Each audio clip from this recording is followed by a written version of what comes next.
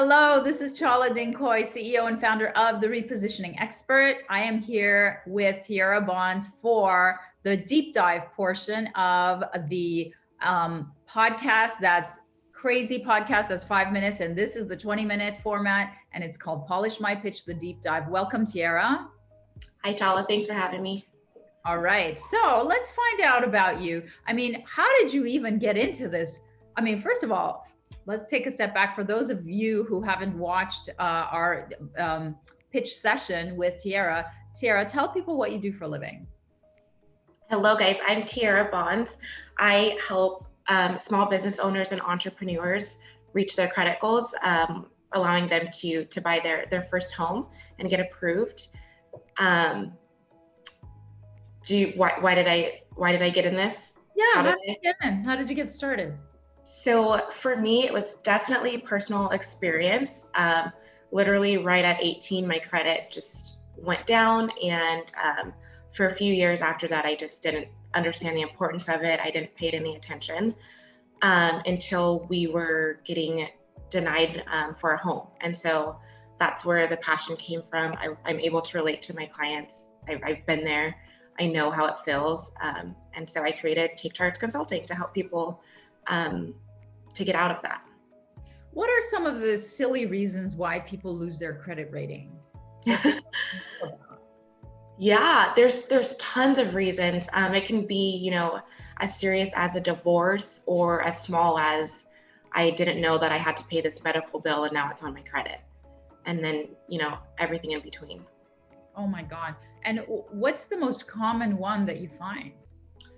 The medical, definitely the medical. A lot of times you expect your insurance to cover something and they don't. They send you a bill, you might not see it, and then eventually it's on your credit report. So that's a very, very common type of account that I get removed for my clients. So what are some of the things that happen that are bad if you don't have a good credit rating?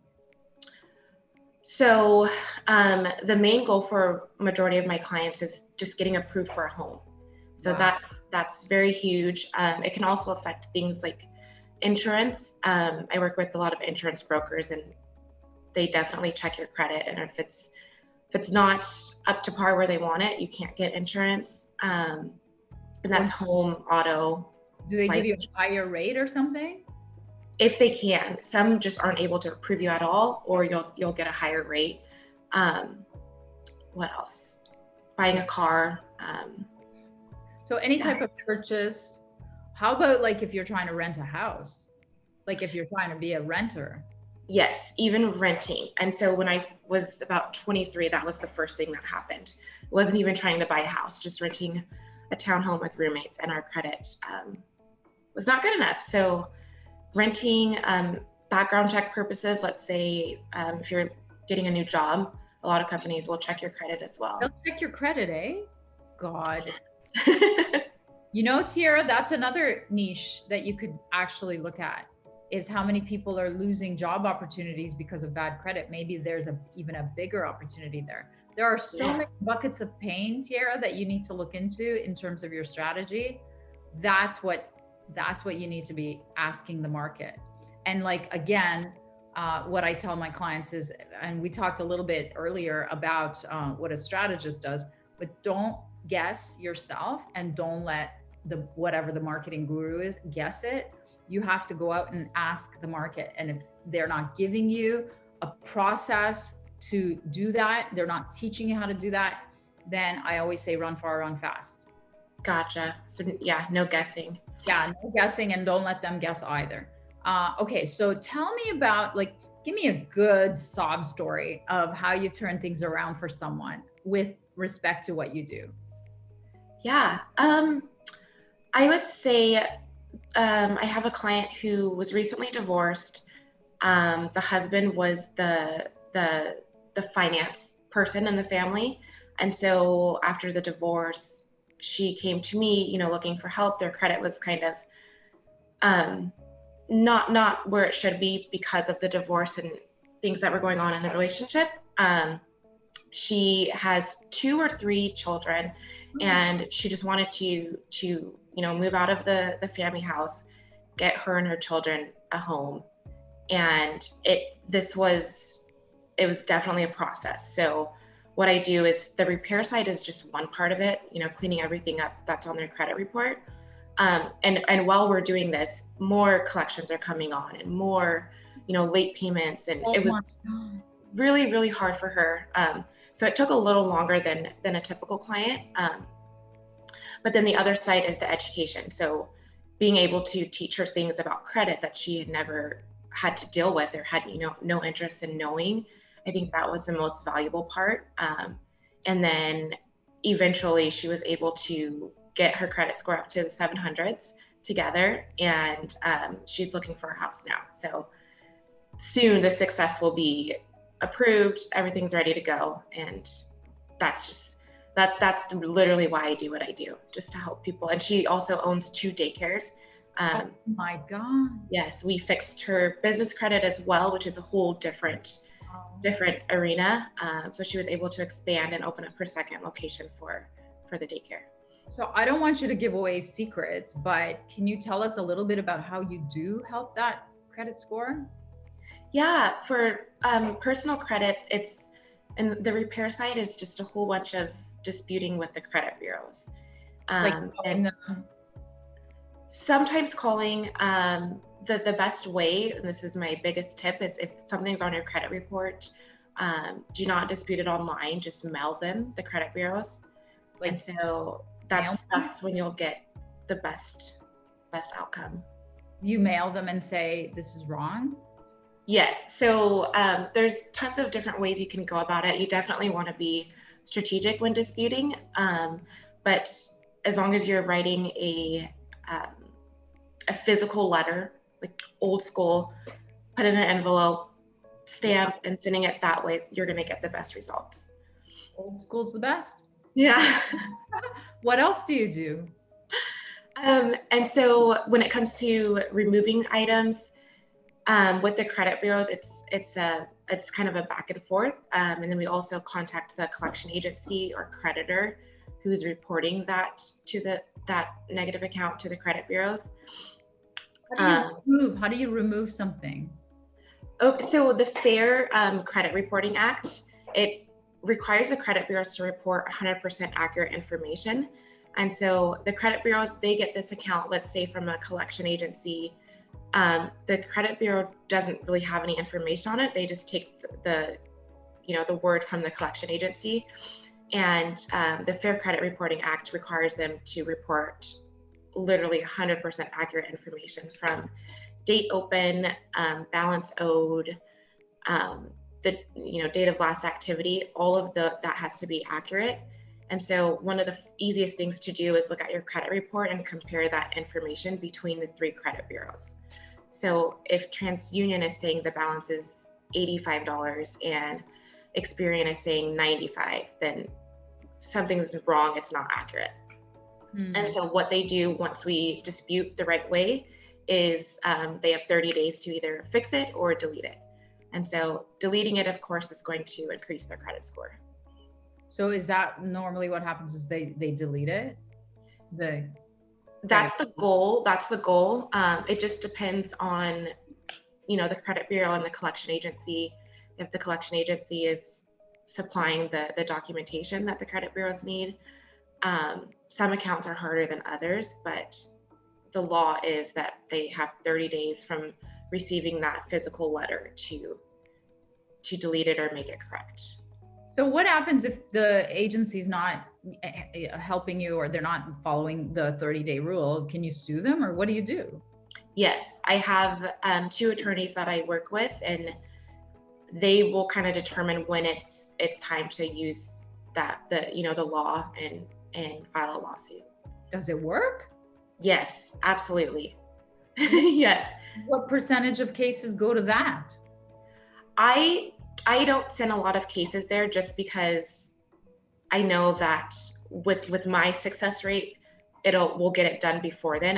And I don't, my attorneys are great, but it's still scary for a client to be in that situation.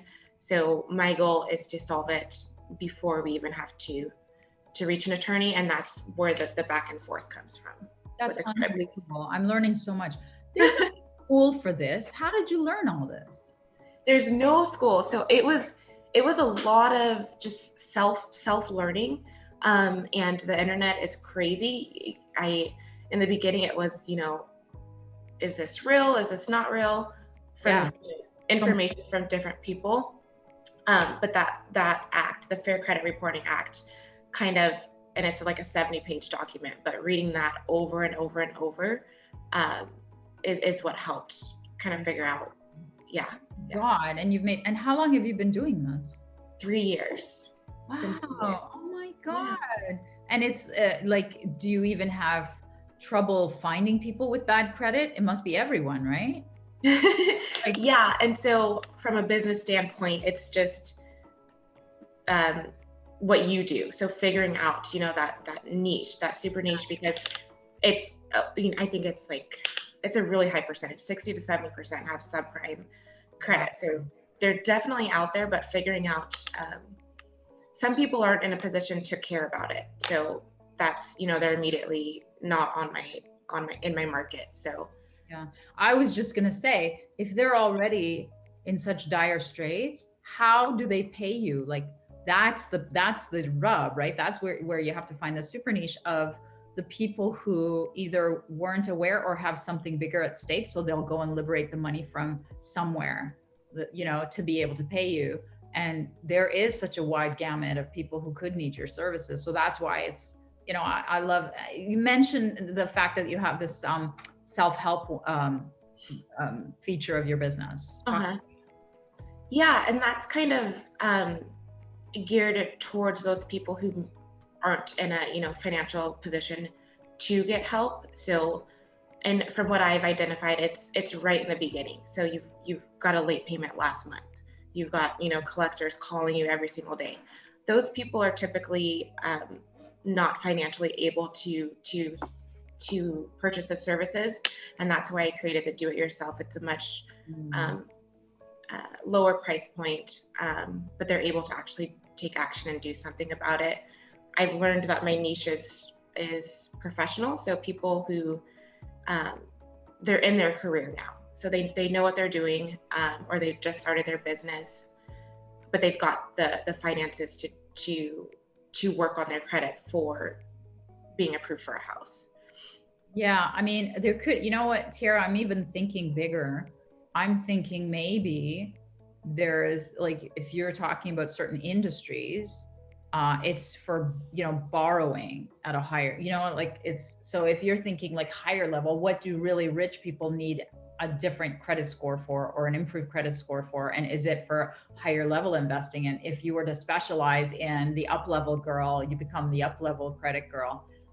Then that's a whole other specialty. That's a whole other marketing plan. It's a whole other targeting. It's a whole other messaging. It's a whole other brand, right? So totally. Yeah, there's so much upside, and maybe it's just not as easy as, if you have bad credit, it's not about that. Maybe it's not about that at all. Maybe it's about how do you get something bigger, right? Yeah. How do you influence to get something bigger? Yeah. This is fascinating. I mean, I could talk to you all day. I had no idea what this existed. And luckily I've been able to have good credit, but I mean, who knew, right? Because I live in Canada, so the medical bills they're not an issue. But my God, if that's an issue that everybody's facing, for sure, it's great to be on their radar. In those cases, in the higher level cases, your issue is awareness. So awareness and penetration of your brand into their sort of, psyche, so that you're top of mind as soon as the problem comes up.